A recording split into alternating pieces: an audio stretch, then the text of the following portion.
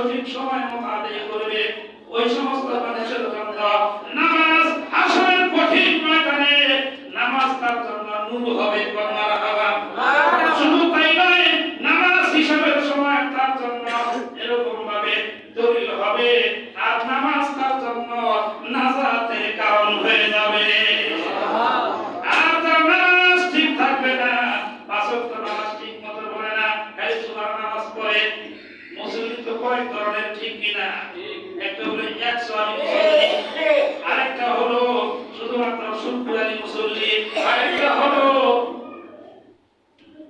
জুমার নামাজ পড়ে, আরেকটা হলো ঠিক নামাজ পড়ে। বুঝলেন নাই? এক জায়গায় দাওয়াত খাওয়া গেছে অথবা জামাতে গেছে, সবাই নামাজ পড়ে, আমি না পড়লে কেমন দেখা যায়। বিয়ার দাওয়াতে গেছি, মুসল্লিরা সবাই নামাজ পড়ে, আমি নামাজ না পড়লে কেমন দেখা যায়। ঠিক আছে, ঠিক নামাজ পড়ে, ঠিক কি না? আর যারা একসারি মুসল্লি, এদের নামাজ না পড়লে ঘুমেই ধরে না, ভালোই লাগে না, শরীরের ভিতরে জ্বালা শুরু হয়ে যায়, কখন নামাজ পড়বো তো আমার শরীরটা শান্তি হয়ে যাবে।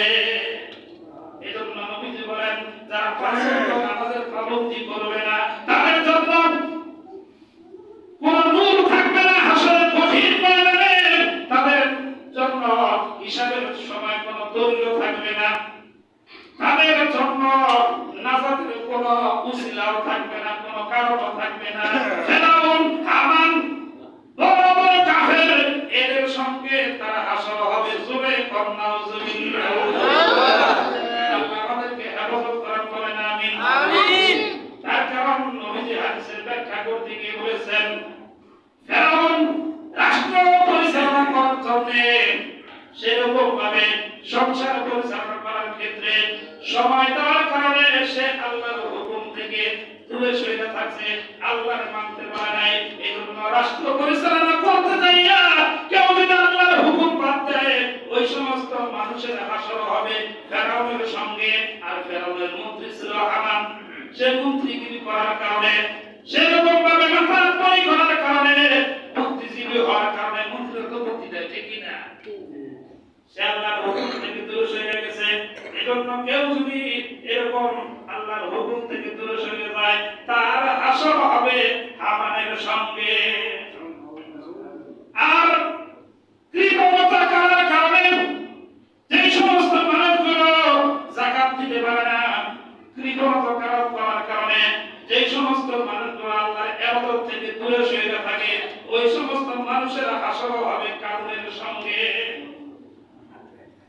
এজন্য এই সমস্ত জাহান্নামী ব্যক্তিদের কাতার থেকে আল্লাহ আমাদেরকে নাজাত দান করেন, বলেন আমিন। আমিন।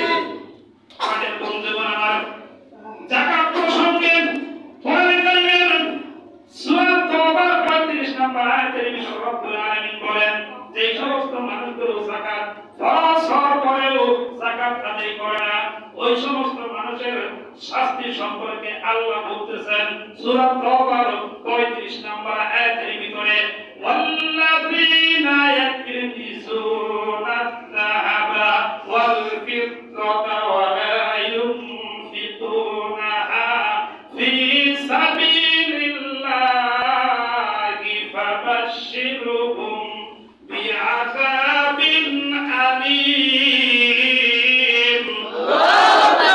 এই সমস্ত মানুষের উপর যাকাত ফরজ হয়েছে, অথচ যাকাত আদায় করে না, ও নবী আপনি বলেন তারা যেন কঠিন যন্ত্রণাদায়ক শাস্তির জন্য অপেক্ষা করে।